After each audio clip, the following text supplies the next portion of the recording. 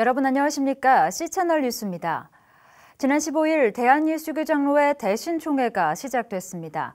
관심을 모았던 총회장에는 전광훈 목사가 선출된 가운데 올해 대신총회는 그 어느 해보다 관심을 모았는데요. 대한예수교장로회 백석 총회와의 통합 문제 등 주요 현안들을 최은원 기자가 정리했습니다. 이번 대신총회의 최대 관심사는 단연 백석교단과의 통합 안건이었습니다. 최근 양교단의 통합 합의가 원만하게 진행되고 있다는 언론 보도가 잇따라 나오면서 통합에 대한 기대가 점쳐지기도 했습니다. 하지만 현장에서의 분위기는 사뭇 달랐습니다. 총회장을 비롯한 임원회는 대신과 백석의 통합 추진에 대한 총회 임원의 입장이라는 제목으로 교단지 한국교회 신보에 통합 반대 성명서를 냈습니다. 성명서에는 절차상의 문제와 교단 정체성, 교단 분열 우려 등 3가지 이유로 통합을 반대한다는 내용이 담겨 있습니다. 각부 보고 시간에는 통합추진위원회의에 대해 적법한 절차로 인증받은 단체가 아니라는 이유로 의장이 추진위의 보고를 미루자 통합 찬성 측의 항의로 한동안 소란이 이어졌습니다. 그에 대한 깊은 논의는 다음 날로 넘기면서 논란은 일단락됐습니다. 교단 간의 통합보다는 내부 통합이 우선돼야 할 것으로 보입니다. 총회 첫째 날과 둘째 날은 각 부서에서 지난 1년 활동들에 대해 보고하는 시간으로 진행됐습니다. 뜨거운 논쟁 중의 하나였던 대신총회 부채 논의도 있었습니다. 총회회관 헌당 추진위원회의 보고에 따르면 총회회관 메인 명목으로 지출된 비용은 42억 원. 이 중 25억 원가량이 대출금인 것으로 나타났습니다. 몇몇 총대들은 전 소유주가 건물을 매입했을 당시 총회관의 가치는 25억 원에 불과했다며 시세 30억 원도 되지 않은 건물을 빚을 지면서까지 17억 원이나 더 주고 구매한 것에 대해 의혹을 제기했습니다. 이에 총회회가 헌당 추진위원회에서는 경매와 매물로 여러 차례 나온 건물을 전 소유주가 저렴하게 구입한 것이라며 42억 원이라는 부동산 가치는 당시 부동산 사정과 은행의 담보평가를 바탕으로 환산된 것이라고 해명했습니다. 대신총회는 추후 진행되는 안건심의보고에서 총회회관 구입에 대한 진상조사위원회 구성을 안건으로 상정해 이에 대해 논의할 예정입니다. 한편 대신총회 둘째 날에는 C채널 방송 이현희 대표이사가 참석해 축사를 전했습니다. C채널 뉴스 최은원입니다. 미국에서 동성결혼을 지지하는 복음주의 교인들로 구성된 단체가 창립돼 보수 교인들의 비판에 직면하고 있습니다. 결혼 평등을 위한 복음주의자들이라는 이 단체는 최근 타임지 기고를 통해 창립을 발표하고 사회 정의를 이루기 위해서라도 교회가 동성결혼을 받아들여야 한다고 주장했습니다. 이들 단체는 이전 세대의 복음주의 교인들이 동성결혼에 반대했지만 밀레니엄 세대의 복음주의 교인들은 점점 더 동성결혼을 지지하고 있다고 주장했습니다. 이에 대해 미국 남침예교단 윤리와 종교자유위원회 공공정책연구원 앤드류 워커 목사는 동성결혼을 지지하는 복음주의 단체 EME가 감정적으로 호소하고 있으며 사회 불의에 대해 문제를 제기하면서 기독교를 비겁한 집단으로 매도하고 있다고 지적했습니다. 앤드류 워커 목사는 한 남성과 한 여성 간의 결혼에 대한 기독교적 결혼관은 변할 수 없는 성경적인 가치이며 신학이라고 못 박았습니다.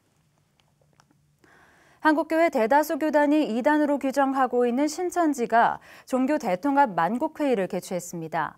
신천지 피해자 가족들은 현장에 나와 반대 시위를 펼쳤습니다. 신천지는 17일 잠실 올림픽 주경기장에서 하늘문화 세계평화광복 HWPL이라는 단체로 위장해 종교 대통합 만국회의 WARP를 개최했습니다.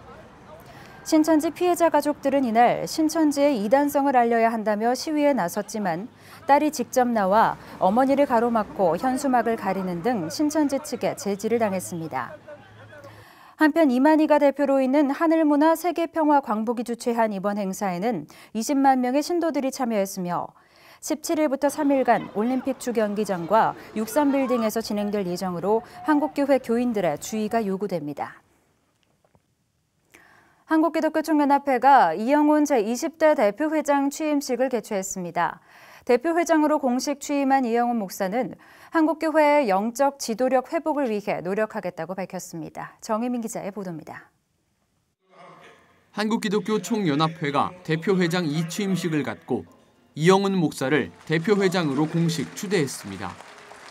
이영훈 신임 대표회장은 한국교회가 영적 지도력을 상실하고 사회로부터의 신뢰를 잃은 상황이라며 한국교회 전체의 영적 지도력 회복을 다짐했습니다. 최근에 여러 가지 일로 우리 한국교회가 사회적으로부터 비판을 받고 영적 지도력을 상실한 것에 대하여 깊이 반성하고 통회자복하면서 다시 한국 사회를 하나님이 기뻐하시는 사회로 이끌어가는데 영적 지도력을 회복할 수 있도록 최선의 노력을 기울일 것입니다.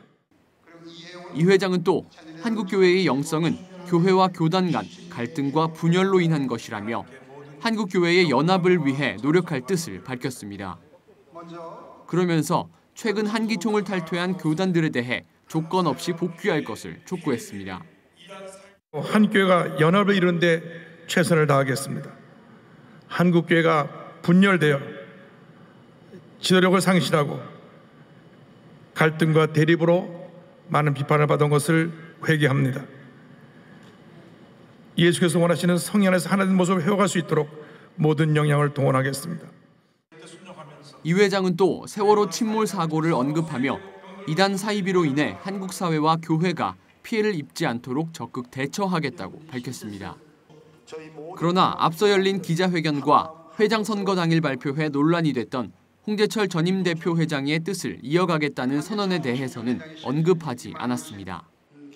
이영훈 신임 회장이 홍재철 전임 회장의 신앙 노선을 적극 지지하고 한기총이 진행했던 것을 계승하겠다는 선언에 대해 한국교회연합은 이영훈 목사의 신학 사상과 신앙 노선을 예의주시하겠다고 밝히며 우려의 뜻을 밝힌 바 있습니다. 한기총 대표회장 이취임식에 설교자로 나선 조용기 목사는 한국교회와 교단이 서로 용서하며 연합하는 일에 한기총이 기여하길 바란다고 전했습니다. 교권주의와 물량주의를 지향하고 영적 지도력을 회복하겠다고 다짐하며 공식 취임한 한국기독교총연합회 이영훈 대표회장이 앞으로 어떤 행보를 걸을지 지켜봐야겠습니다. C채널 뉴스 정의민입니다. 제1회 이스라엘 신학포럼이 성경이 말하는 이스라엘과 한국교회의 과제를 주제로 오는 21일까지 열립니다. 이스라엘 신학포럼과 미국 초준 피플 미니스트리가 공동 주최하는 이번 포럼은 사랑의 교회와 일산 광림교회, 온누리교회에서 진행됩니다. 지난 16일 사랑의 교회에서 열린 포럼 첫날에는 베리 호너 박사와 레이몬드 게논 박사가 각각 이스라엘, 유대민족과 교부들, 현대 이스라엘 국가에 대한 그리스도인의 반응을 주제로 발표했습니다. 제1회 이스라엘 신학포럼 공동대표인 김진섭 백석대학교 부총장은 성경의 이스라엘은 성경을 담는 그릇이자 성경 내용을 보여주는 창이라며 이번 포럼을 통해 이스라엘 신학을 성경에 기초해 균형 있게 제시할 것이라고 말했습니다. 이스라엘 신학 포럼에서는 미래 이스라엘과 이스라엘, 유대민족과 종교개혁 등 다양한 주제로 열리는 발표와 뉴욕타임즈 베스트셀러 작가인 조엘 로젠버그의 대중집회 강의 등이 이어질 예정입니다. 한편 제2회 이스라엘 신학 포럼은 국내 강사들을 중심으로 2015년 9월 이스라엘 신학이란 무엇인가, 그 의미와 과제를 주제로 진행될 예정입니다. 국내 최대 규모 CCM 오디션 가스펠스타시 시즌4가 온라인 심사를 마치고 본격적인 예선전에 돌입합니다. 가스펠스타시 시즌4는 예년과 다르게 1차 예선을 온라인 예선 방식으로 변경해 남녀노소 누구나 쉽게 참가할 수 있도록 규모를 확대했습니다. 국내뿐 아니라 유럽 코스타를 비롯해 미주와 동남아 등 500여 팀이 참가했습니다. 이 중 180팀이 1차 예선을 통과했고 오는 20일에는 해오름교회에서 26일에는 서문교회에서 2차 예선을 진행합니다. 이후 70여 팀이 3차 예선 멘토링 캠프에 참가하게 되며 이들 중 최종 10팀이 본선 파이널 스테이지에 진출하게 됩니다. 3차 예선 멘토링 캠프는 다음 달 9일부터 11일까지 강원도 치악산 명성수양관에서 열립니다. 3일 동안 마커스 임선호 씨와 헤리티지 김효식 씨 등 5명의 멘토가 함께 지낼 예정입니다. 최종 무대인 파이널 스테이지는 11월 28일 명성교회 월드글로리아 센터에서 열립니다. 대상 수상자에게는 상금 1,000만 원이 수여되며 탑10 진출자에게도 100만 원의 상금이 지급됩니다. 한편 가스펠스타C 시즌4 방송은 10월 31일부터 매주 저녁 8시 30분 C채널 방송과 가스펠스타C 홈페이지를 통해 방영될 예정입니다. 한국기독교 100주년 기념재단이 이미 법원의 판결이 내려진 이른바 양화진 문제와 관련해 대한예수교 장로회 통합 측이 보이고 있는 행보에 대해 우려를 나타냈습니다. 100주년 기념재단 측은 보도자료를 배포하고 예장통합 측이 양화진 문제 해결을 위한 대책위원회를 구성하고 유니온 교회의 예배장소 문제 논의를 제안했다고 밝혔습니다. 그러면서 양화진 관련 사안은 법적으로 확정된 내용으로 대화 주제가 될 수 없다며 예장통합은 양화진 문제 해결을 위한 대책위원회 신설 제안을 즉각 취소해야 한다고 전했습니다. 또 과거 예장통합이 100주년 기념교회에서 사역하는 예장통합 소속 목회자들에게 공문을 보내 사임을 강요했다며 특정 교단 개입으로 갈등이 심화됐다고 밝혔습니다. 한편 한국기독교 100주년 기념재단은 지난해 2월 양화진의 법적인 소유권을 다룬 재판에서 최종 승소한 바 있습니다. 이 밖의 뉴스와 날씨를 전해드립니다.